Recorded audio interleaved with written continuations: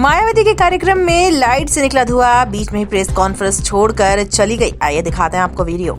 नमस्कार, स्वागत है आपका KAN न्यूज में। आपके साथ मैं हूं सना खान। बहुजन समाज पार्टी की प्रमुख मायावती की प्रेस कॉन्फ्रेंस के दौरान एक लाइट से धुआं निकलने लगा, जिसके बाद लाइट को बंद कर दिया गया। इस वजह से मायावती को अपनी प्रेस कॉन्फ्रेंस बीच में ही छोड़नी पड़ी और वह चली गयी।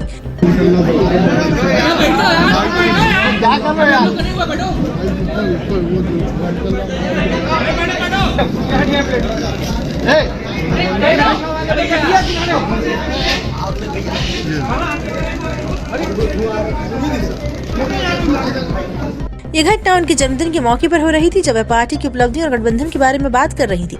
मायावती ने कॉन्फ्रेंस में गठबंधन को लेकर साफ साफ कहा कि जब बसपा को भरोसा होगा कि गठबंधन करने वाला पार्टी अपना वोट बसपा को ट्रांसफर कराएगी, तब गठबंधन के बारे में सोचेंगे।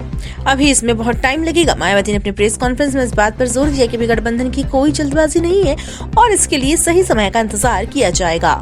मायावती ने अपने जन्मदिन पर बात करते हुए कहा कि नववर्ष के पहले महीने में ही आज के दिन पूरे देश भर में BSP के लोग मेरा जन्मदिन पार्टी व मूवमेंट के हित में इसे कल्याणकारी दिवस के रूप में बहुत सादगी के साथ मनाते हैं। इस मौके पर पार्टी के वरिष्ठ लोग आमजन से जुड़ी उन जन कल्याणकारी योजनाओं के बारे में बताते हैं जिन्हें उत्तर प्रदेश में BSP की 4 बार मेरे नेतृत्व में रही सरकार में शुरू किया गया। हमने उन्हें जमीनी हकीकत में लागू करके दिखाया है, जिससे उत्तर प्रदेश में गरीबों, मजदूरों, बेरोजगारों, किसानों, व्यापारियों, युवाओं, महिलाओं व अन्य मेहनतकश लोगों के साथ साथ यहाँ दलितों, आदिवासियों, पिछड़े वर्ग व अन्य धार्मिक अल्पसंख्यक समाज के लोगों की भी स्थिति में काफी सुधार आया है।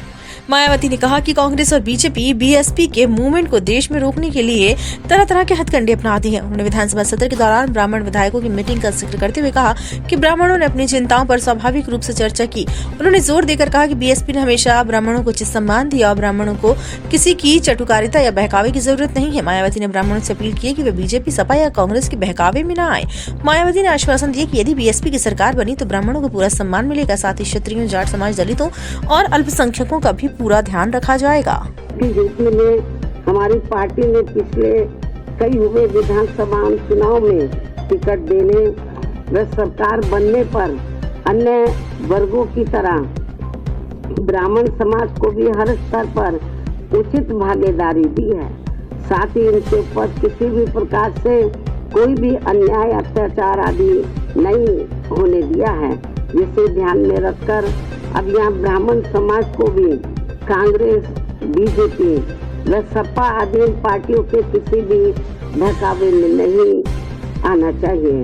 वैसे भी अब ब्राह्मण समाज को किसी का भी चोखा बाटी आदि नहीं चाहिए और न ही वे किसी की धमकी से भी डरने वाले हैं, बल्कि उन्हें हर स्तर पर पूरा मान सम्मान व उचित प्रतिनिधित्व तथा रोटी रोजी के भी साधन चाहिए।